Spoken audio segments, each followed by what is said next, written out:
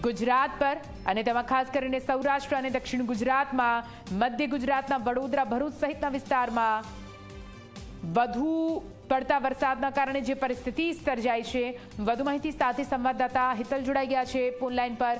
હિતલ, મુખ્યમંત્રી હાલ તો જે પ્રકારની પરિસ્થિતિ ઇમરજન્સીમાં દક્ષિણ ગુજરાત સહિત સૌરાષ્ટ્ર, મધ્ય ગુજરાત મુકાયું છે, નિરીક્ષણ કરવા માટે પહોંચ્યા છે સ્ટેટ ઇમરજન્સી ઓપરેશન સેન્ટર ખાતે, કયા પ્રકારે ત્યાં આગળની કાર્યવાહી કામગીરી રહેશે?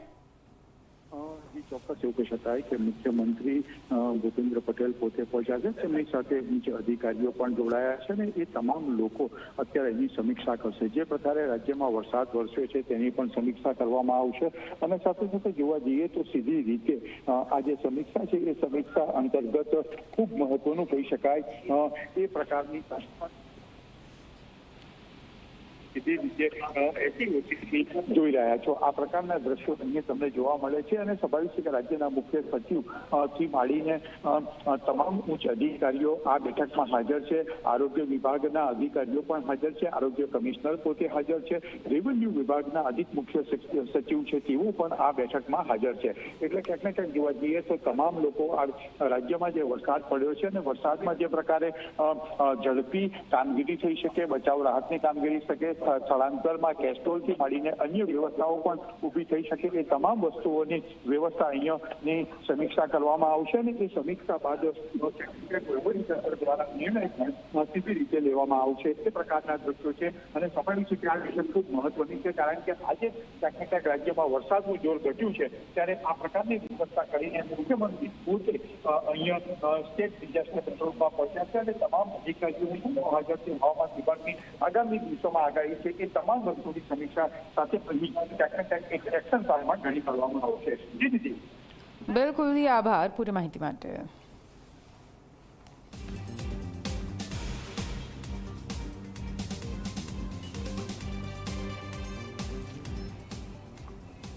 તો આપને જણાવી દઈએ, રાજ્યમાં દક્ષિણ ગુજરાત, સૌરાષ્ટ્ર, કચ્છના કેટલાક જિલ્લા, આ તરફ મધ્ય ગુજરાતના કેટલાક જિલ્લામાં જ્યાં પૂરની પરિસ્થિતિ સર્જાઈ છે ત્યાં મુખ્યમંત્રી ખુદ સ્ટેટ ઇમરજન્સી ઓપરેશન સેન્ટર પહોંચ્યા છે।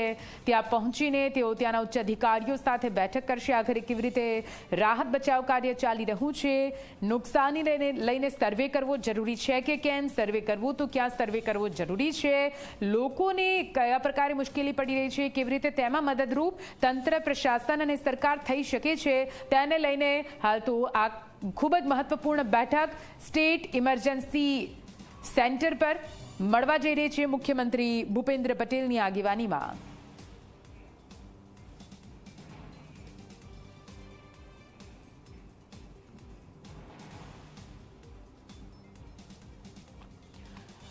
અને ગાંધીનગર ખાતે આ મહત્વપૂર્ણ બેઠક કહી શકાય અને એટલા માટે જ વધુ માહિતી સાથે સંવાદદાતા હિતલ લાઈવ આપણી સાથે જોડાઈ ગયા છે।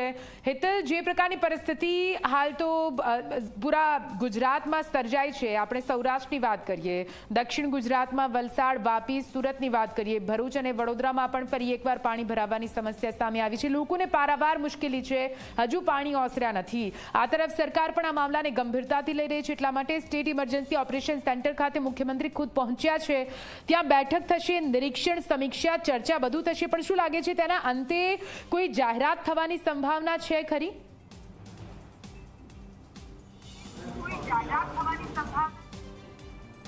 જી નિધિ, ચોક્કસ એવું કહી શકાય કે રેવન્યુ વિભાગ જે છે એ રેવન્યુ વિભાગ અંતર્ગત સ્ટેટ ડિઝાસ્ટર કંટ્રોલમાં આવે છે અને સામાન્ય રીતે આ પ્રકારની જ્યારે કુદરતી હોનારત આવતી હોય છે ત્યારે રેવન્યુ વિભાગ દ્વારા બચાવ રાહત કામગીરી અને કેસ્ટ્રોલથી માંડીને જે લોકોનું સ્થળાંતર થયું છે તે લોકોને યોગ્ય જગ્યાએ રહેવાની વ્યવસ્થા થઈ શકે, તેમને પ્રતિદિન કેસ્ટ્રોલ જે છે ખાધા ખોરાકી છે એ આપવામાં આવતી હોય છે, એ તમામ વસ્તુના નિર્ણયો અહીંથી લેવામાં આવશે। સ્વાભાવિક છે કે જે પ્રકારની ગુજરાતમાં અને દક્ષિણ ગુજરાત અને સૌરાષ્ટ્રમાં પરિસ્થિતિ છે તેને ધ્યાનમાં રાખીને મુખ્યમંત્રી અહીંયા પહોંચ્યા છે। ખાસ કરીને બે વસ્તુની પ્રાથમિકતા આપવામાં સીધી રીતે આવશે। એક તો પહેલાં બચાવ રાહત કામગીરીની પહેલી પ્રાથમિકતા હશે, ત્યાર પછી જે ગામોમાં વીજળી ડૂલ થઈ છે એ ગામોને વહેલામાં વહેલી તકે વીજળી પુનઃસ્થાપિત કરવાનો એક એજન્ડા રાજ્ય સરકાર હાથ ધરશે અને સાથે સાથે જોવા જઈએ તો વાહન વ્યવહાર માટે જે રોડ રસ્તા છે એ તાત્કાલિક અસરથી રિપેર થાય અને એ આ જે પ્રાથમિકતા છે એ પ્રાથમિકતા છે। જી દીદી। બિલકુલથી હેતલ જોડાયેલા રજૂ ફરીથી આપની પાસે આવીશું. તો હાલ તો આ બેઠક ખૂબ જ મહત્વપૂર્ણ માનવામાં આવી રહી છે, કેમ કે ઉચ્ચ અધિકારીઓ સાથેની આ બેઠક જેમાં ચર્ચા વિચારણા કરવામાં આવશે કે આખરે રાહત અને બચાવ કાર્ય કેવી રીતે ચાલી રહ્યું છે, કેવી રીતે વધુ સુદૃઢ રીતે લોકો સુધી પહોંચી શકાય, જે લોકો ફસાયેલા છે તેમને કઈ રીતે સારી સુવિધા આપી શકાય છે, જે પણ લોકોને સ્થળાંતરિત કરવામાં આવ્યા છે તેઓને કઈ રીતે સુરક્ષિત સ્થળે પૂરી સુવિધા સાથે રાખવામાં આવે, સાથે સાથે કેશડોલને લઈને પણ આ બેઠકમાં ચર્ચા કરવામાં આવી શકે છે.